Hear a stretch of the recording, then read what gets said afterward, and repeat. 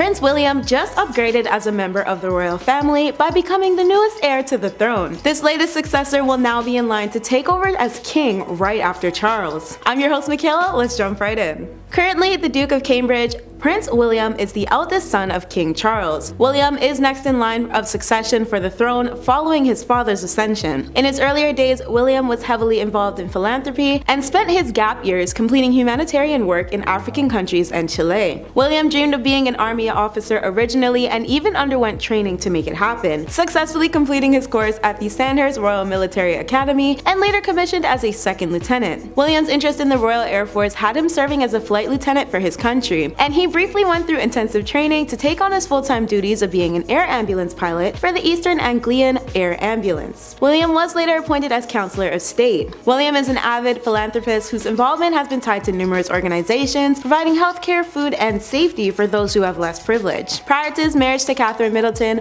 William was honored as the Duke of Cambridge, Earl of Strathern, and Baron Carrickfergus. William was born in London on June 21st, 1982 to his parents Charles and the late Princess Diana. He had the loving nickname of Wombat as a kid from his parents, which William supposedly despised. When the divorce of his parents was active in 1996, William was severely affected, especially since his mother tragically passed away only a year after. His name was splashed across headlines for every single occurrence in the kingdom, and William loathed the media attention. Eventually, the media caught on to this and stopped reporting him. However, during the harder days, this did not stop young William from excelling in sports and deemed swimming as his favorite hobby. Outside of his pastimes, William dedicated a lot of his time to studying, shooting, skiing, and fishing. As a boy, William was extremely well-mannered and a scholar, later moving on to attend the prestigious Eton College. William shared immense love for his grandmother Elizabeth, who in return did the same and ensured William grew up kindly. Following his Eton graduation, William took trips to South America and Africa to do more philanthropy work. Upon seeing the natives' living conditions, he set up trust funds for them. He later returned to Scotland to study geography at St. Andrews University, but by then he wasn't sure of what his career would be. Eventually, William decided on the military to become a cadet. In December 2006, William was commissioned as the second lieutenant in the Household Cavalry. 4 grueling months of training landed William as a Royal Air Force pilot afterward, and William later joined their search and rescue team. His first force mission involved an emergency call from the Liverpool Coast Guard in 2010, in which they required rescuing a man who suffered from a heart attack. The next year, it was a cargo ship rescue in the Irish Sea. By the time 2012 hit, William had graduated as the pilot in command. In 2014, William began his full-time pilot job for East Anglia and was forced to undergo training once more for his civil pilot's license. William later donated a hefty amount of funds to the air ambulance, even though his position was a paid one. 4 internships, William had one in banking and land management, stacked up with his royal duty performances as a prince thereafter his graduation. William was a Counselor of State for the first time by the time he was 21, and during his birthday he accompanied his father on a Wales tour. His own private office followed suit in 2008, given as a gift from Elizabeth, where William returned the favor by embarking on Auckland and Wellington tours on behalf of his grandmother. It was here where he pondered the possibility of starting a political career, but the Prime Minister of Australia deemed it impossible because William wasn't a citizen. His travels didn't quite stop here though. The Prince took a Canadian and US tour with his family and also attended a Canada Day celebration. 3 years following this, in 2014, William toured New Zealand and Australia again for their Independence Days. William met Barack Obama this same year and voiced his concerns regarding the wildlife trade. As for the Prince's personal affairs, his life has been a large topic of discussion in the media, and his relationship with his then college roommate Catherine Middleton faced constant scrutiny. William was naturally outraged by the media speculations about his personal life and pretty much demanded the paparazzi avoid Catherine, which many assumed indirectly confirmed their former friendship turned more. They were eventually confirmed to be marrying one another in 2010, and their engagement ceremony was held in Kenya away from media and attention. Their wedding, however, took place in Westminster, London back in 2011. After a few hours of tying the knot, William was bestowed with his honorable 3 titles: Duke of Cambridge, Earl of Strathern, and Baron Carrickfergus. Catherine and William welcomed their firstborn son, Prince George, in 2012. Following this, their daughter, Princess Charlotte, was birthed on May 2nd, 2015. Some fun facts about William are as followed. Due to his love for sports, he happened to play a major role in the London Olympic Games back in 2012 and was seen being a supported teammate for his members alongside his younger brother Harry. William also actively raised awareness for preventing HIV/AIDS and constantly touring continents like Africa that were most affected by the disease, assisting with funding founding several charities who were trying to eradicate innocent people's suffering. William worked for 2 consecutive days at the Royal Marsden Hospital by generating funds and catering support from England's elites to help the children's wings of the hospital. Additionally, with the areas affected by several tsunamis, brothers William and Harry provided financial aid for them as well. Finally, the prince became an essential addition to Africa's active Tusk Trust, which conserves wildlife and improves the standard of living of people across the continent. On top of all of this, William plays polo for charitable causes. Now, let's discuss William becoming the newest heir to the throne and how it relates to what we currently know. In light of the untimely passing of Her Majesty Queen Elizabeth II, there have been some big changes taking place for the newest succession line to the British throne. Once Charles's mother died, he was immediately given the title of king under common law, making him the oldest person to ever inherit the title so far. His wife Camilla is now the queen consort. As the Duke of Cambridge and Charles's eldest son, Prince William now stands at the forefront of being the next heir to the throne. Subsequently, Catherine, popularly referred to as Kate, will transition to Queen Catherine. The royal couple is now officially the Duke and Duchess of Cornwall and Cambridge, which was confirmed by Kensington Palace and inherited from Camilla, who previously held the title. Their 9-year-old son Prince George is now positioned in line to bear the crown behind his father, followed by 7-year-old Princess Charlotte and 4-year-old Prince Louis. Additionally, despite Harry's push and official stepping down from being a senior royal to start a new life in California, he is still in line for the throne as well. However, he is only up after William's 3 children, so many are agreeing that there is a highly unlikely chance that Harry will ever become king. In other news, the prince detailed that walking behind his grandmother's coffin earlier this week reminded him of doing the same with Harry for their late mother, Princess Diana, during her funeral in 1997. At the time, William was only 15 while Harry was 12. Harry recalled the tributes for the queen being similar to the process of burying Diana. William thought back to using his fringed hair as a safety blanket while he trailed behind his mother's casket. In a BBC documentary, William explained how he hid behind his hair while passing thousands of people mourning, wailing, and sobbing as he walked with the coffin. Harry and William also admitted that the decision to stay by their mother's side was done by them both, and Harry described feeling glad to have done so. William remembers the procession of being the hardest thing as well as a very long, lonely walk. He added that they found a quote balance between him being Prince William and having to do his bit versus the private William who just wanted to go in a room and cry who'd lost his mother. For Elizabeth's service, the newest heir to the throne traveled by the Queen's coffin side as they proceeded from Buckingham Palace to Westminster Hall. Both royal brothers seemed solemn as they followed the coffin, understandably so, as this is a hard time for their siblings and their families. In their company were the Queen's other 3 children, Prince Andrew, Princess Anne, and Prince Edward, alongside Anne's son Peter Phillips, her husband Vice Admiral Sir Tim Lawrence, Princess Margaret's son Earl of Snowdon, and the Queen's cousin Duke of Gloucester. Inside the car that was following them was the Queen consort Camilla, the newest Princess of Wales Kate, the Duchess of Sussex Meghan, and the Countess of Wessex Sophie. The monarch's coffin donned the royal standard and was topped with the imperial state crowning, laying on a velvet cushion and supported by a flower wreath foliage from the Balmoral and Windsor residence gardens. Big Ben had 1-minute toll intervals while the service was en route to Westminster, where the Majesty's coffin arrived that afternoon and will remain stationed there until the funeral service on Monday, September 29th, 2022. That's been today's WATN. Thanks for watching, friends!